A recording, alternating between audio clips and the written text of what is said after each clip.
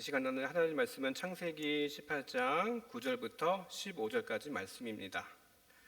창세기 18장 9절부터 15절 말씀 우리 한 절씩 교독하고 마지막 15절은 합독하도록 하시겠습니다.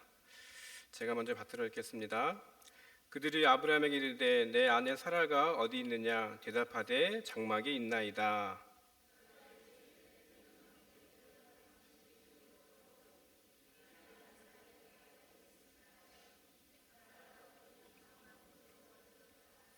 아브라함과 사라는 나이가 많아 늙었고 사라에게는 여성의 생리가 끊어졌는지라.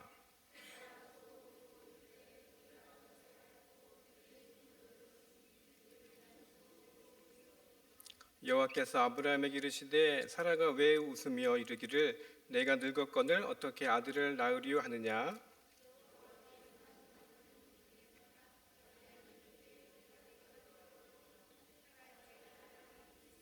함께 읽겠습니다. 사라가 두려워서 부인하여 이르되 내가 웃지 아니하였나이다.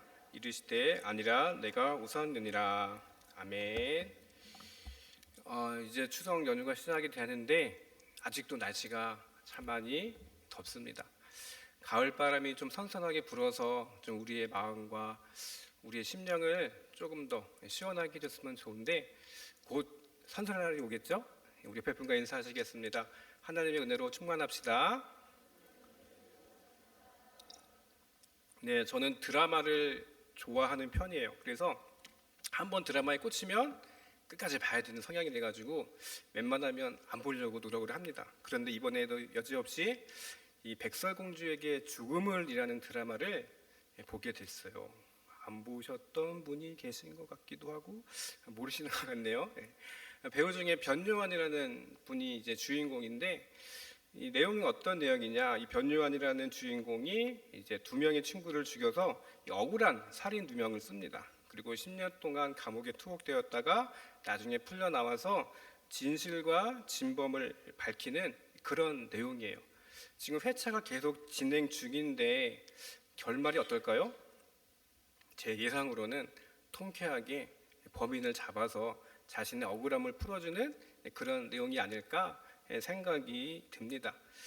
어떻게 보면 권선징악 확실하게 그런 스토리가 있기 때문에 저를 비롯해서 드라마를 좋아하시는 분들은 아마 그 내용들 때문에 어떻게 보면 뻔히 아는데도 열광하시는 것이 당연합니다.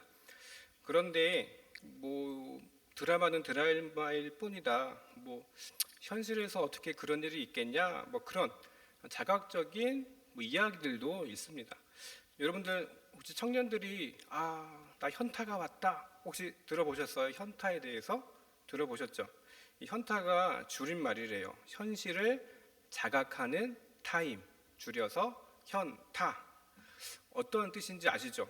그러니까 현실의 문제 앞에서 자신의 한계를 직면해서 거기에 좌절하는 게 현타가 왔다. 그렇게 청년들은 줄여서 이야기를 합니다. 우리도 하나님을 믿습니다. 다들 믿으시죠? 믿으시죠? 네, 맞아요. 믿습니다. 그런데 우리가 하나님을 믿지만 돌아서면 이게 될까? 이게 불가능할 것 같은데 될까? 그렇게 의구심을 갖는 분들도 종종 계십니다. 오늘 본문에서처럼 하나님께서 이 아브라함 부부에게 오셨습니다. 너희들에게 누가 생길 거라고요? 자녀가 생길 것이다. 그렇게 말씀하셨습니다. 성경을 보시면 여러분들 잘 아시겠지만 오랜 시간이 지나도 소식이 없어요. 아브라함과 사라는 점점 노쇠해져 갑니다. 시간이 얼마나 지난 다음에 오늘 본문에서 아브라함이 장막에 쉬고 있는데 누군가 이 아브라함에게 찾아옵니다. 성경의 내용을 아시는 분들은 이 찾아오는 손님이 누구인지 다 아시죠? 다 아시죠? 네, 누군지 다 아십니다. 하나님과 천사들이 찾아왔어요. 그런데 아브라함은 그 손님들이 누군지 눈치를 채지 못합니다. 찾아온 손님들이 누군지는 모르지만 이 아브라함은 극진하게 대접을 해요. 그래서 얼른 뛰어나가서 몸을 굽히고 맞이하는 장면을 우리가 앞부분에서 보게 됩니다. 저도 사택이 아파트인데 아파트 앞에 제 앞 호수 앞에 젊은 부부가 산다는 것 외에는 잘 몰라요. 혹시 여러분들 집 앞에 앞동에 누가 사시는지 잘 아십니까? 저도 얼굴만 이렇게 보고 가볍게 인사만 할 정도지 얘기를 나눠본 적이 없어요. 우리가 이런 현실 가운데 살아가는 것이 일상 다반사인 것 같습니다. 혹시 여러분들이 핸드폰에 모르는 번호 뜨면은 잘 받으세요? 자기가 저장되어 있지 않은 번호는 사람들은 잘 받으려고 하지 않습니다. 그래서 저도 숱하게 전화를 걸으면요, 성도님들한테 처음에는 전화를 안 받으세요. 그래서 문자를 남기면 그때서야 연락을 받으시는 분들을 종종 뵙니다. 그런데 이 당시 아브라함이 살던 이 세계에서는요, 나그네 손님들을 친절하게 대접하는 문화가 이 당시에 있었습니다. 아브라함이 찾아온 손님들에게 청해요. 뭐라고 청합니까? 네 주여. 우리 앞절에 보시면 네 주여, 지나가지 마시고 우리 집에 오셔가지고 손과 발을 닦으시고 이곳에 좀 쉬다 가십시오. 그렇게 청합니다. 성경에 보면 네 주여 그러죠. 우리 아브라함이 첫눈에 하나님을 알아본 것이 아니라 이 단어가요, 네 주여, 이 단어는 당시 이 중동 고대 사람들이 쓰던 상대를 높이는 존칭이었다고 합니다. 그러면서 극진히 대접하죠. 아브라함이 아내에게 곡식가루로 떡을 만들라 그러고, 그리고 하인에게는 빨리 가서 좋은 송아지를 잡아서 요리를 준비하라 그렇게 당부합니다. 그리고 아브라함 자신도 엉킨 젖, 즉 버터와 치즈를 준비해서 정성껏 손님을 대접합니다. 이런 일을 기록한 신약 성경의 한 부분이 있죠. 히브리서 13장 1절에 보면 이렇게 말씀합니다. 히브리서 13장 1절에 보시면, 자, 우리 한번 같이 읽어보실까요? 자, 시작.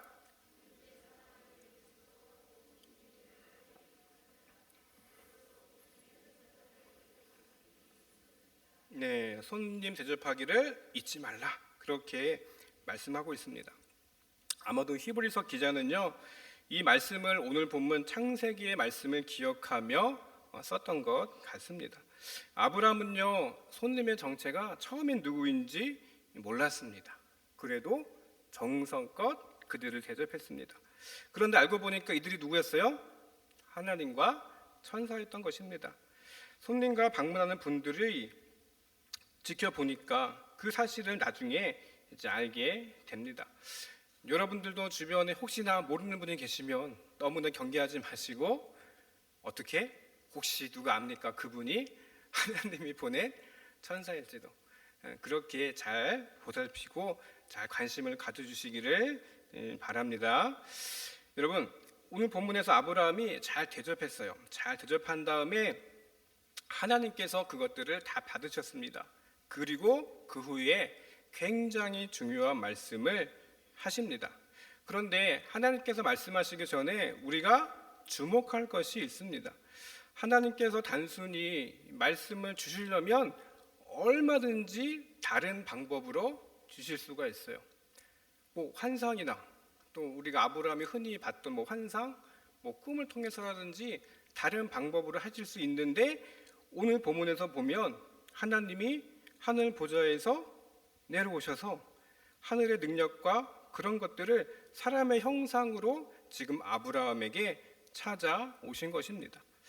왜 사람의 형상으로 아브라함에게 찾아오셨을까? 말씀을 주는 것보다 어떻게 보면 하나님 입장에서는 더 급한 것이 있었던 것 같아요. 무슨 뜻이겠습니까? 지금 아브라함과 함께 만나서 뭘 했어요? 음식을 나누었죠. 하나님과 이 아브라함이 만나서 하나님의 목적은 이 아브라함과 조금 더 친숙하게 교제하기를 원하셨던 것 같습니다. 여러분, 상대와 친해져야지 상대를 신뢰할 수가 있습니다. 여러분, 친하지도 않은데 여러분 누가 막 부탁하거나 뭐 해준다면 여러분들은 잘 믿지 못할 겁니다. 왜요? 상대를 잘 모르기 때문에 그렇습니다. 저도 학창 시절에 기도 제목이 하나 있었습니다. 뭔지 아세요? 제가 키가 좀 컸으면 하는 것이 학창 시절에 기도 제목이었어요. 그래서 하나님 앞에 매번 기도했는데 제가 대학 들어가고 20살 때부터 그 기도를 포기하게 되었습니다. 그런데 재밌는 건요, 놀라운 건요, 살다 보니까 하나님이 그래 내 기도 들어주실지 않을 수도 있지, 그게 뭐 대수겠는가, 그렇게 받아들였습니다. 왜일까요? 하나님과의 나의 관계가 신뢰 가운데 있기 때문에 사는 데 있어서 전혀 지장도 없고 오히려 이렇게 살아가는 것이 한편으로 감사하다는 생각이 들었던 것 같아요. 여러분들 혹시 여기 계신 우리 남편분들에게 물어보겠습니다. 집에서 우리 아내분들이 일을 시킬 때 많이 시키세요? 적게 시키세요? 많이 시키세요, 장로님? 뭐라고 말씀을 하시는데 권사님 많이 시키십니까? 안 시키시죠? 저도 많이 시킬까요? 안 시킬까요? 안 시키더라고요. 왜 안 시킬까요? 아내들이 믿지를 못하기 때문에 안 시키더라고요. 제가 살아가면서 최근에 터득한 것 중에 하나입니다. 우리 남편분들, 아내가 일을 안 시켜요, 좋아할 게 아니더라고요. 아내들이 남편을 신뢰하지 않기 때문에 일을 맡기지 못하는 것 같습니다. 여러분, 제가 집에서 이제 하는 것 중에 딱 몇 가지밖에 없어요. 뭐 예를 들어 집에 벌레가 있으면 벌레 잡아주는 거, 요리를 한다 그러면 기껏해야 라면 하나 끓이는 거, 그 외에는 잘 안 시켜요. 왜냐? 잘 믿지를 못하기 때문에 그런 것 같습니다. 여러분, 살다 보면요, 이렇게 신뢰가 있고 또 이렇게 믿을 수 있어야지 뭐든지 맡기는 것 같습니다. 가족 간에도 그런 것 같아요. 가족 간에 신뢰가 있기 때문에 무슨 일이든 맡기고 의지하며 살아갈 수 있는 것이 아닌가라는 생각을 하게 됩니다. 제가 앞서 앞집 사람 모른다 그랬잖아요. 그런데 앞집 사람이 갑자기 찾아와가지고 우리 집에 벌레 있으니까 잡아주세요 그러면 제가 갈까요? 안 가요. 그리고 저희 집에 와가지고 뭐 쓰레기 좀 버려주세요 그러면 제가 갈까요? 가지 않습니다. 전혀 모르는 사람인데, 신뢰도 못하는데 어떻게 갑니까? 그런데 고대 사회에서는요, 여러분, 중요한 약속을 하거나 중요한 언약을 할 때 꼭 음식을 나누는 풍습이 있었다고 해요. 그래서 성경에서도 이렇게 식탁 교제나 음식에 대해서 자세하게 기록하고 있습니다. 여러분, 이스라엘 백성들이 십계명을 받습니다. 이제 시내산에서 하나님과 내가 너희와 함께 하겠다 약속하시면서 주신 십계명을 받으면서 이스라엘 백성들이 하나님 앞에서 먹고 마셨다, 그렇게 기록하고 있습니다. 여러분들 잘 아시는 요한복음에 보시면 예수님께서 새 언약을 제정하실 때 제자들과 함께 뭘 하십니까? 마지막 만찬을 하시는 것을 보게 됩니다. 여러분, 우리가 들어갈 천국, 요한계시록에서는 뭐라고 기록하고 있습니까? 어린 양의 혼인 잔치다, 그렇게 말씀하고 있죠. 여러분들, 우리 주일 예배 끝나고 뭐 하세요? 식사하죠. 어디서요? 만나온에서 식사합니다. 맛있죠? 표정들이 맛있죠? 제일 맛있는 것 같아요, 여러분. 집에서 먹는 것만큼이나 이 만나온에서 성도들과 함께 나누는 음식들이 맛있습니다. 왜 그럴까요? 성도의 교제도 있고요, 예배 후에 하는 교제이기 때문에 그 식사가 그만큼 중요한 것입니다. 여러분, 성도의 교제만큼이나 하나님의 교제도 중요합니다. 하나님은 우리의 하나님 되시고 우리의 함께 하시기를 원하시는 분이시죠. 그런데 하나님이 우리의 하인도 아니고 부탁만 하면 들어주는 그런 심부름센터 주인도 아닙니다. 그런데 하나님과 우리가 함께하기 위해서는 가장 중요한 것이 하나님과 우리는 좋은 관계에 있는가라는 것을 한번 여러분들 곰곰이 생각해 보셨으면 좋겠습니다.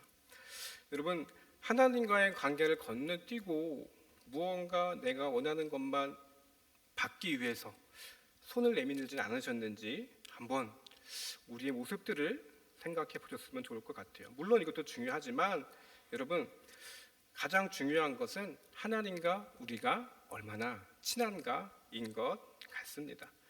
여러분 오늘 본문에서 보시면 중요한 얘기를 하러 오시기 전에 지금 아브라함과 하나님이 식탁에 교제를 하는 것을 우리가 보게 됩니다.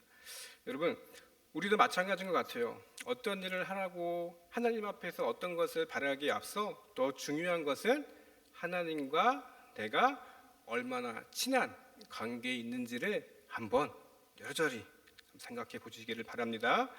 식탁 교제를 마친 후에 함께 있던 이 나그네들, 하나님과 천사들이겠죠, 물었어요. 아브라함아, 오늘 본문에 보시면 9절에 너희 아내 사라가 어디 있느냐 그렇게 물었습니다. 그런데요, 이 질문 때문에 아마 이 아브라함은 이 손님들의 정체를 알아챕니다. 창세기 앞에 18장 앞에 17장에 보시면 하나님께서 이름을 바꾸라 명령하시죠. 아브라함은 아브라함으로, 사례는 사라로 바꾸라 그렇게 말씀합니다. 그런데 지금 사라가 어디 있냐 그렇게 묻고 있죠. 여러분 사라에서 사라로 바뀌었어요. 이름을 지어주신 분이 누구예요? 하나님이시기 때문에 다른 사람은 알아요 몰라요? 모릅니다. 그런데 아브라함이 보니까 하나님이시구나. 그때 그 정체를 알게 된 것입니다. 여러분 하나님이요 사라가 어디 있는지 몰라서 어디 있느냐 찾은 것이 아니에요.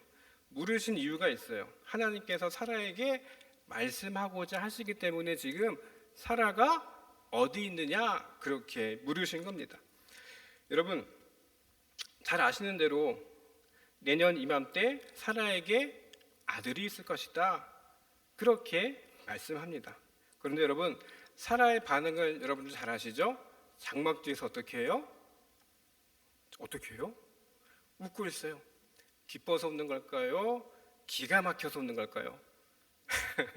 기가 막혀서 웃는 겁니다. 좋아서 웃는 게 아니에요. 사라의 나이가 지금 89세예요. 여자로서는 아기를 가질 때가 지났다고 오늘 본문에서 말씀합니다. 어떻게 보면 노인이나 마찬가지인데 내년에 아들이 있다 하니까 사라 입장에서는 아이고 내가 별소리를 다 듣네 그러면서 어이없이 지금 웃는 것입니다. 그런데 여러분 우리가 이 본문을 보시면서 여러분들 사라가 저렇게 믿음이 없나? 그렇게 혹시 여러분들 생각하시지는 않으셨습니까? 여러분 사라가 믿음이 없는 게 아닙니다. 여러분 아브라함 가정의 어려움을 여러분들 잘 아실 겁니다. 사라가 여러분 언제 이 아브라함과 결혼했을까요? 아마 이 고대 근동 시대에는 10대 후반이나 많아야 20대 초반에 결혼했을 거예요. 20살에 결혼했어도 지금 89세잖아요. 얼마나 많은 시간들이 흘렀을까요? 당시 고대 사회에서는요 아기를 못 낳는 것은 신의 저주라고 여겼습니다. 그리고 이렇게 옆에서 수근수근하기 좋아하는 사람들은 뒤에서 얼마나 이 사라에 대해서 안 좋은 말들을 했겠습니까? 아브라함이 본토 친척 아비집을 떠나기 전, 그러니까 지금 창세기 18장에 나와 있는 24년 전으로 거슬러 올라가면요, 당시 사라의 나이가 69이에요. 24년 전이겠죠. 그때 하나님께서 뭐라고 약속하세요? 아브라함에게 너희 자손을 하늘의 별처럼 많게 해주겠다 그렇게 약속을 합니다.